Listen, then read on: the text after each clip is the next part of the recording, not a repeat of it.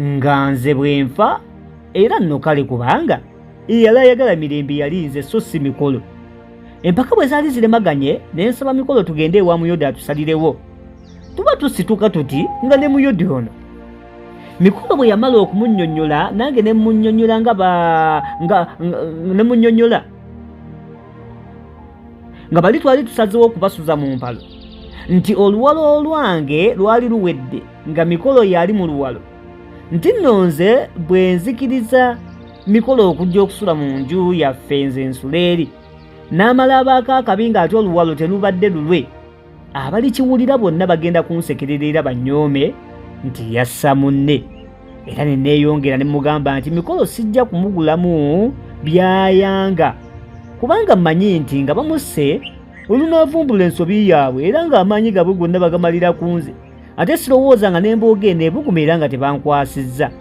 Anti nammwe mumanyi nti ekibadde kibalwanyisa oba ekibadde kibalwisa ffe kuba babiri. Onnange Mikolo kasita anaavaawo n'obudde tebuliziba nga tebannankuba kusekalootera. Olwo abantu bonna nga boogera ku linnya lyange nti kalyose ne kafa kassa nnyo munne waako, ng'ate ne Mirembe bw'ali bamutwalirako olw'okwagala akaziribongo. Ne mmaliriza nga mbasaba nti oba nfa nfe bw'omu nti bwe balimanya nga nfudde mpozzi baliweera ne bawa Mikolo akaagaanye okuwoolera eggwanga. Bino nno byonna nabyogezanga luggumugumu era Mikolo byamunyiikaaza nnyo. Ate Meeya nga nawe bw'omanya omukazi ye yadda mu kukaaba bukaabi. Nga mmaze okunnyonnyola ntyo Muyodi nakkirizisa Mikolo andeke nsule mu kayu kaffe. Ekyekiro munnange nno kyakaawa. Nze nalyako ekitole kimu, Mikolo simanya 3 oba 4 ye yatusinga obugumu. Naye ye Meeya n'okulya teyalya, era n'abalala bwe batyo baali ekitole kimu 2. Bwe twamala okulya bannaffe bwe twali tulaganyiza okujja okunyumyamu ne batuuka ne tufumaafumamu, naye nga n'enfumo tezitereera, era waayitawo akaseera katono ne twabuka. Bwe twali tuwerekera abagenyi, Meeya eyandi ku lusegere n'ambuuza nti ekyemuludde engulu wali mu lusuku okirabye? Konze nti nkirabye, so nali ndowooza nga nze nzekka nkirabye. Ye kwe kuwa ekirowoozo nti tukome nga tetunnatuuka we twakirengerera. Nga nkomyewo nnyingira, Mikolo ne Meeya ne bansiibula ne bagenda mu nju yaabwe. Olwayingira ne neesuula ku buliri bwange, naye akaseera akaddirira buli lwe nkajjukira neesisiwala. Natuuya n'emigigi gy'entuuyo ena nga gikala, ate nga n'akanyenyenkule okungwako nga kamala bumaze okunkunkumula. Nga wayise ekiseera kye nalowooza okuba ekinene nga ndi mu kutya, ne ndowooza nti tebakyazze, kazinjoza ntamu nga bagenze okuyigga tebannadda. Kubanga mba ngenderera bwe nti okwebaka ne mpulira akasekeeterera mu kisenge ng'ogeraageranyiza mu mbiriizi zange. Nasooka kulowooza nti mmese, naye bwe nalwawo nga mpulira okusekeeterera kusiriikirira ate ne kutandika, era nga mpulira ng'omuntu eyeeseguunya ebweru. Anti bw'oba otya towulira osuula matu. Ne ndyoka ntegeera nti ab'omukago bagobye. Omusiru nze nali ndowooza nti banaayita mu mulyango nga ŋŋamba nti bwe bayita eyo nno bananzita neerwanyeeko, anti atakulekera. Naye bwe badda mu kukuba empungu mu bisenge, ebyokwerwanako ne mbiziika, n'effumu lye nali nsembezza nga ndisindika eri, olwo ne nnindirira ekinaddirira. Mu kaseera ako ng'ekizezengere kye kyenyanyagira ebweru kitalo butalo. Ndwedda ne ŋŋamba ng'okuseketerera kuwoleredde, mbu nenjagala nsitule ku mutwe ndabe ekikoleddwa.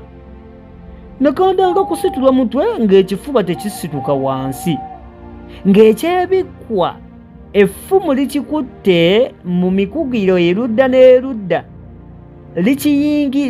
likinyigirizza anti olwo limponya ekikuntamba kyenje nkisike mbu nsitula ku mutwe bwe nti ne mpulira ng'effumu ligenda limpitako mu ngeri y'okusoya amanga ago eryokubiri nga lisekera ku miteteme n'eryokusatu n'eryokuna awo nno nange nensinda era ne neebolooza nga gwe bafumise ate nagenda okuwulira nga wassa wakasukwayo amafumu amalala 4 akasiriikiriro ne kamerawo mpozzi n'abagamba nti otulo tetumanya alirira nnyina abo bo balimba ddala luno nno munnange otwange twamanya naye eyaketta w'ensula yali mukesse mujagujagu yamanya bulungi w'ensula neyapima amafumu yali mumanyirivu nnyo mu mulimu ogwo kubanga singa nali seetooloddwa bbugirizo lya mitetemi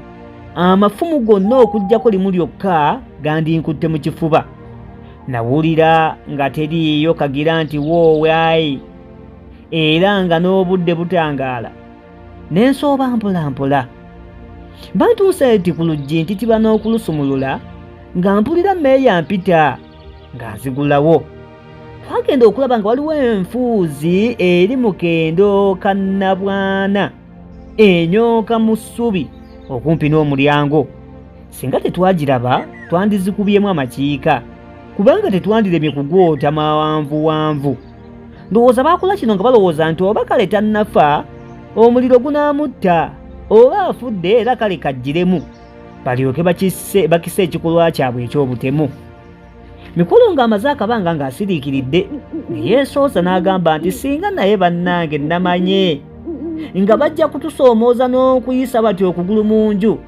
nandirinnye mu mutuba ogwo oguggumizza n'embalaba nnyabula bwe namala okubanyumiza byonna ebyaliwo ekiro ne bankulisa era ne bantegeeza nga bwe baasula nga gibali ku mitwe nga gibawoleza era ddala nga baasula bubi anti era eyasuza obubi omulabira ku nkeera okuva olwo ne tusulanga nga twekembye era ennyumba yaffe ne tugiwookoola nnyo ne tugisaamu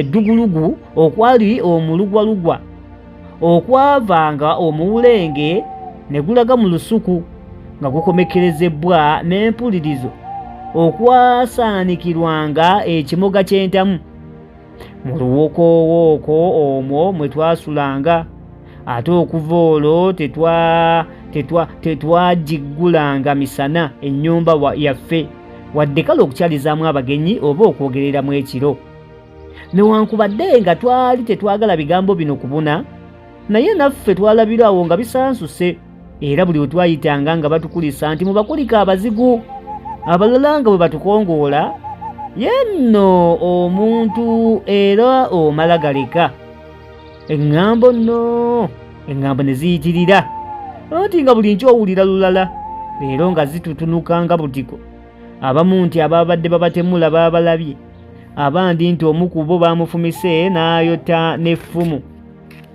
ate abalala mb'omu ku bavubuka gwe basse ate bano nti nedda teyafudde akyaliko ekikuba omukono eyavanga erudda w'ekyalo nga naye ajja lumwokya emimwa nti mirembe ali lubuto era omuvubuka waakiri muttu y'anaaba nnyinirwo nti era kati ali mu mbuzi ekogga n'ebirala bwe bityo kale kwegamba ne tutunuulira ensi eno tuula tusome mwoli tuli katabo kano zinunula omunaku essuula ey'18 awo weekomye essuula eno egamba nti akataafe olukwe olusooka bwe tuddamu sisinkana tugenda ssoma ey'19 egamba nti mpalapalanya nga atatte mukago oguliko omuseesa ssuula ya 19 webale kugoberera komentinga sharinga buli kimu kyoyagala okukola kikole tuweerabira nti tuba tusome tubeera ku YouTube wano ate ne ku TikTok tubaayo ne live